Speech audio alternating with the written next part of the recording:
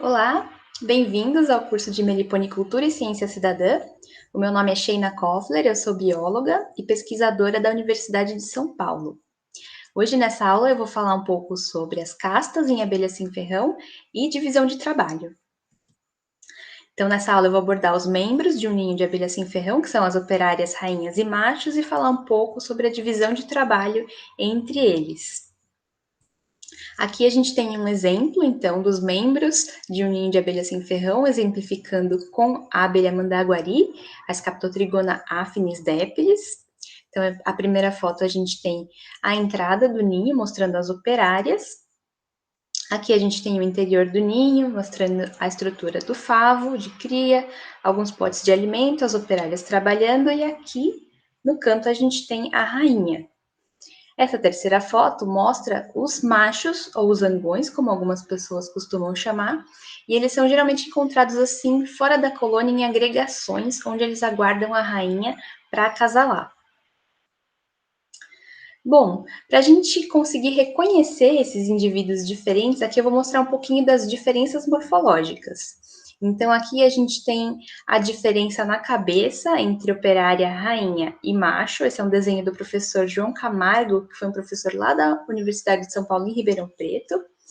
Então, a gente tem diferença entre eles nos olhos compostos, que são esses olhos grandes aqui na cabeça. Então, a operária ela tem um olho em formato de meia-lua, dá para ver aqui bem uma curvinha. A rainha tem uma cabeça um pouco menor e um olho menor também, que é o que a gente vê aqui. E o macho, ele tem um olho bem maior, ele é bem globoso e essa parte interna daqui, ela é mais retinha, então a gente consegue ver essa diferença.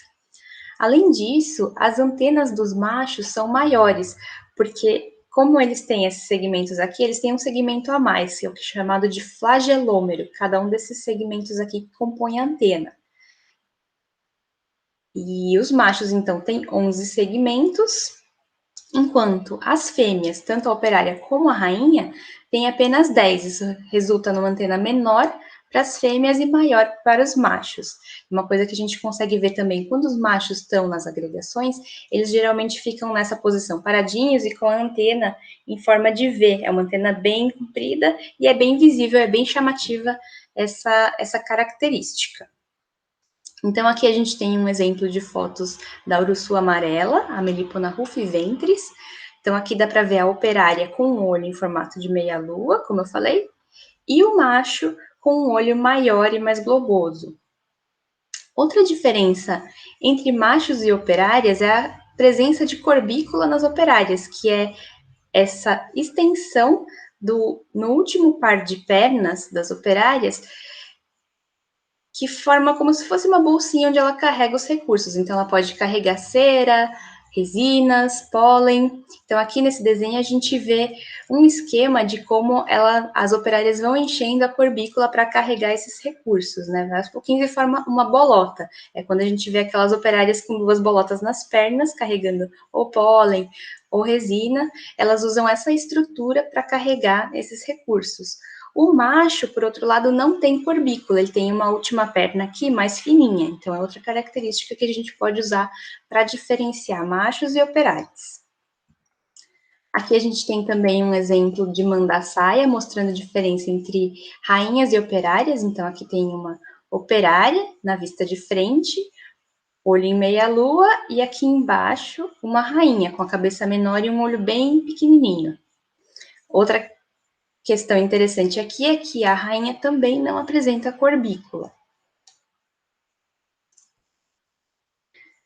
Bom, então aqui a gente tem essa divisão, temos as fêmeas, temos os machos, e as fêmeas são divididas em duas castas reprodutivas que a gente tem aqui, as rainhas e as operárias.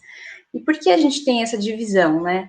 Nos insetos sociais, sempre existe essa divisão entre uma casta que é reprodutiva e uma casta que realiza todos os outros trabalhos dentro do ninho. Então, isso acontece tanto para as abelhas, quanto para formigas, quanto para cupins e vespas, que têm esse comportamento social.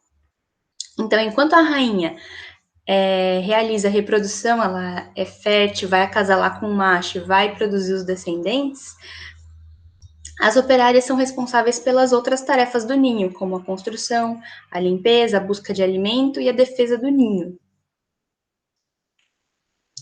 E como cada um desses indivíduos é formado, né? É importante a gente ver aqui as diferentes formas de determinar uma rainha. Então, a gente tem o exemplo das células reais típicas.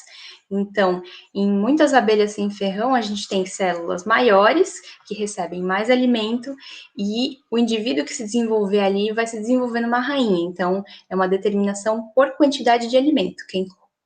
A larva que come mais vai se desenvolver em rainha, enquanto as outras que se desenvolvem nas células menores se desenvolvem em operária.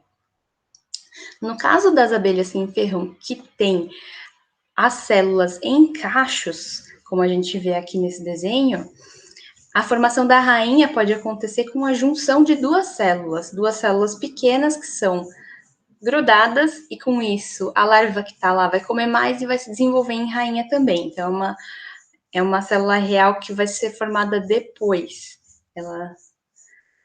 Ela vai juntar duas células e, com isso, formar uma célula real ou realeira. No caso das melíponas, que é um outro gênero de abelhas sem ferrão, a gente tem a produção de rainhas em células do mesmo tamanho que as células das operárias. Então, não dá para saber aonde vai ser produzida uma rainha, mas a gente sabe que no favo, no disco de cria, vai ter várias rainhas ali sendo produzidas. Então, aqui mostrando um pouquinho disso ilustrado, a gente tem também na mandaguari, aqui a gente tem a célula real, vocês conseguem ver que ela é bem maior, vai receber mais alimento, e com isso a gente desenvolve uma rainha virgem. Então, dá para ver aqui ela tem uma morfologia específica diferente das operárias. E quando ela acasala, ela vai desenvolver a fisogastria. Então, ela vai desenvolver o abdômen, e com isso vai começar a produzir os ovos e botar esses ovos. Então, essa é uma determinação por quantidade de alimento. Esse conhecimento atualmente pode ser aplicado para a produção em massa de rainhas. Então, a gente consegue coletar uma larva antes dela se desenvolver, uma larva que iria virar operária, e fornece mais alimento para ela nessas células artificiais. Aqui a gente tem uma plaquinha, em cada um desses buraquinhos a gente coloca o alimento larval, a larva vai comer mais, vai comer bastante, e com isso a gente tem uma produção alta de rainhas. Essas rainhas podem fundar, então, novos ninhos. A gente conseguiria, então, uma produção massiva de colônias. Isso ainda está sendo estudado como se aprimorar essa técnica, mas é uma questão muito interessante de aplicação para a meliponicultura. Uma outra curiosidade em relação à produção de rainhas nessas espécies que têm as células em cacho é que existe uma produção de rainhas de emergência. Então, quando o ninho fica órfão, ou seja, ele vai perder a sua rainha, as operárias conseguem construir uma célula anexa. Então, aqui a gente tem uma foto mostrando a célula A, era uma célula normal, com um ovinho, ia desenvolver uma operária ali, mas na ausência da rainha, as operárias constroem essa célula B, colocam alimento ali e grudam as duas células. Aqui a gente vê, nesse detalhe, é um buraquinho que conecta as duas células, e com isso a larva que está ali vai comer o conteúdo da célula A e da célula B, e com isso vai se produzir uma nova rainha. Então, nessas situações de emergência, as operárias fazem isso, e é possível fazer isso artificialmente também, quando a gente vai dividir os ninhos artificialmente e juntar duas células que ainda estão em cria verde, né, ainda tem alimento larval aí, a gente junta e com isso a gente consegue produzir uma nova rainha.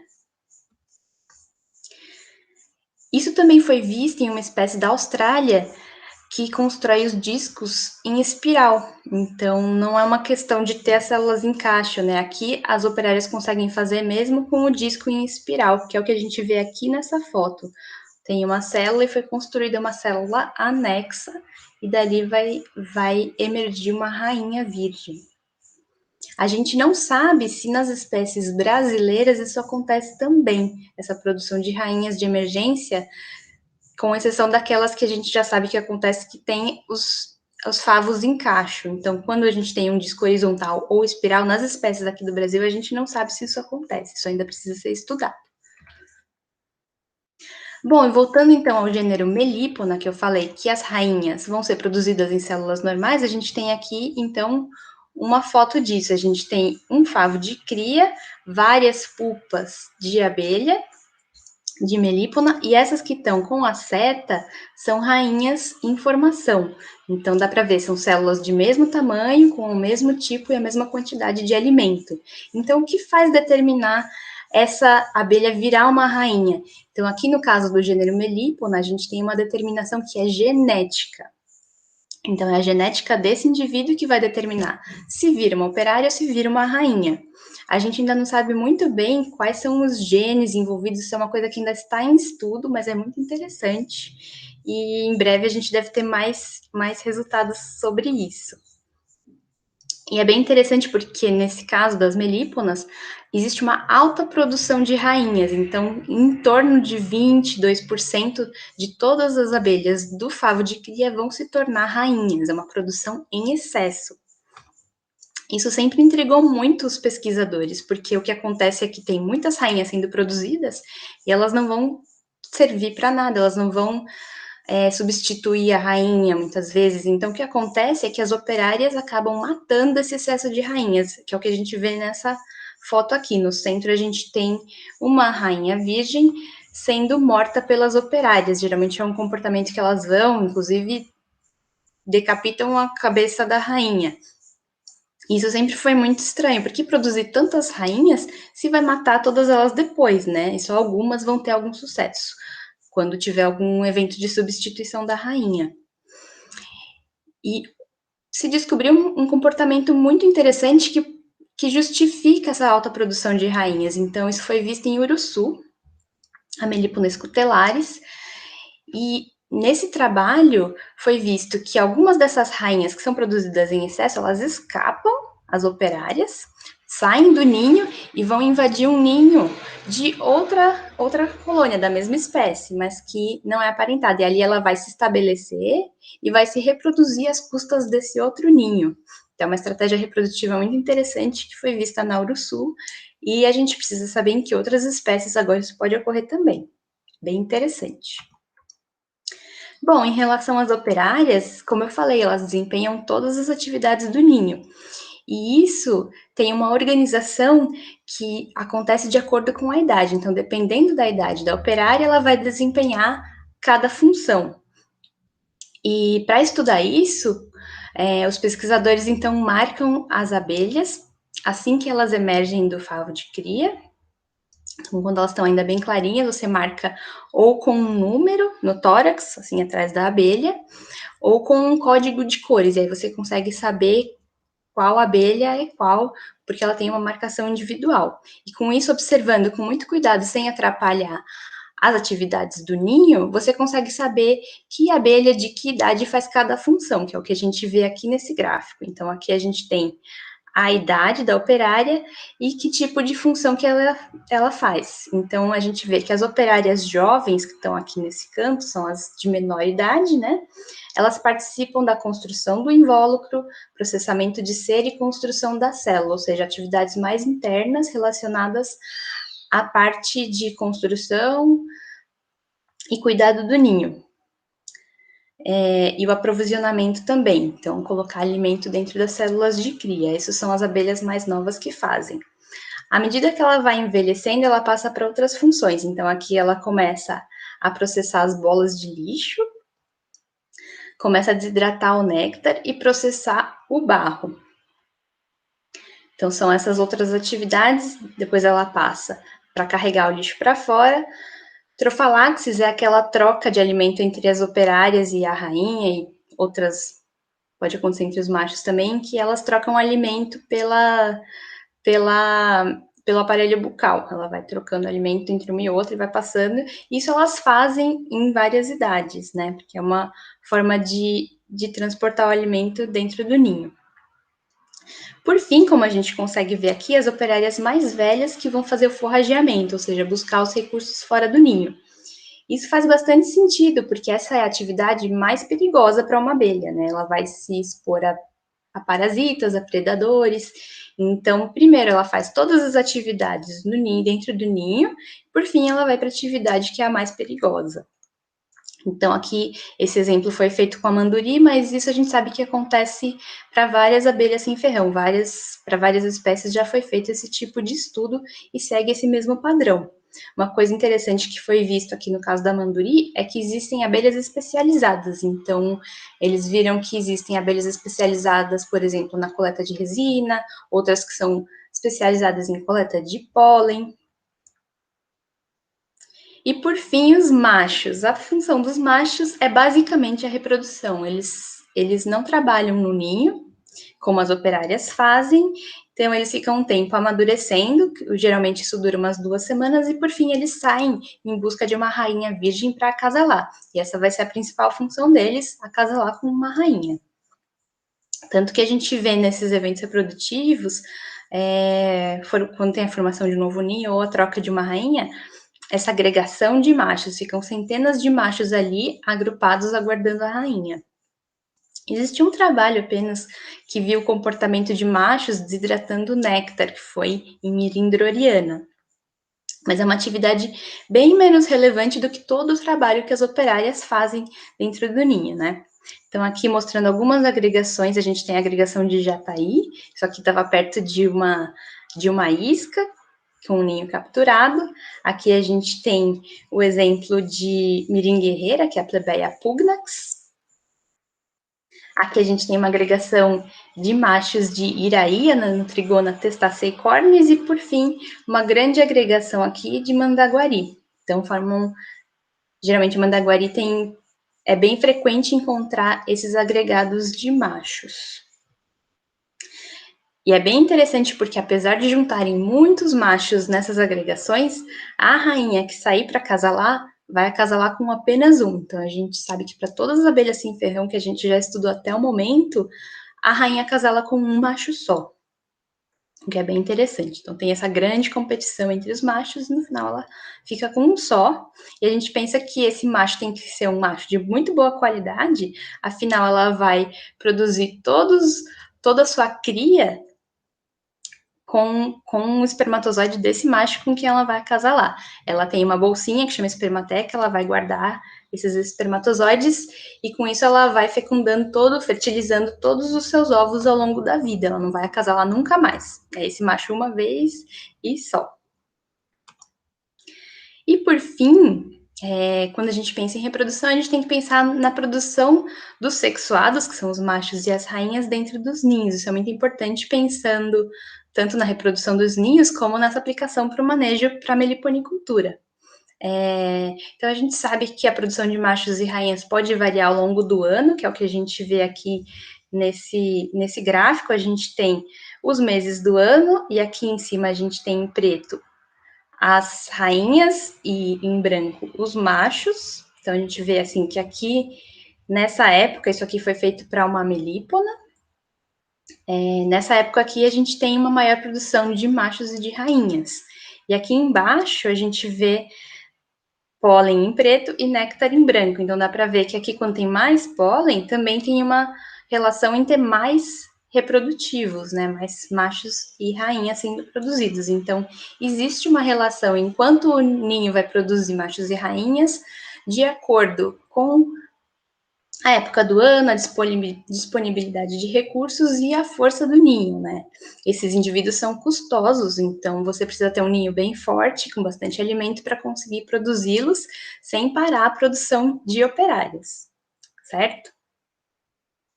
Isso foi uma das coisas também que eu vi em Mandaguari. A gente vê aqui que tem uma relação entre os potes de pólen e a produção de machos ou zangões. Então, quanto mais alimento, quanto mais pólen estocado no ninho, eu vi que mais machos eram produzidos.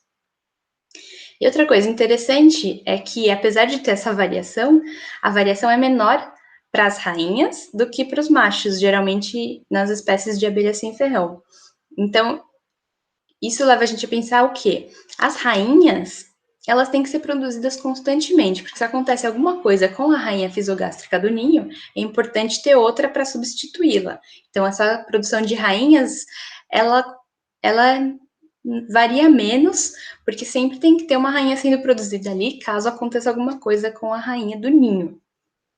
Uma rainha, então, para substituir a rainha que for perdida. No caso dos machos, isso varia mais, então, em relação às condições de oferta de alimento, que é o que eu mostro aqui. E é importante a gente pensar, então, como isso afeta o manejo, né? A gente às vezes vai pensar em multiplicar os ninhos, é necessário pensar que precisa ter uma rainha, precisa ter machos também nesse ambiente para fecundar essa rainha. Então, será que com isso vocês conseguem pensar em que épocas isso pode ser mais efetivo? Pensar que precisa de ninhos fortes para produzir machos e rainhas e conseguir fazer as multiplicações, e que em locais que você cria uma espécie que não ocorre na região, será que ali vai ter machos o suficiente para fertilizar, para fecundar a rainha? Então, são questões que fazem a gente refletir um pouco sobre como a reprodução das abelhas e essas características influenciam o manejo que a gente vai fazer. Bom, eu agradeço a atenção de vocês. Se tiverem dúvidas, escrevam aqui para gente. Se inscrevam no nosso canal, por favor, se você ainda não é inscrito, e curta esse vídeo. Muito obrigada!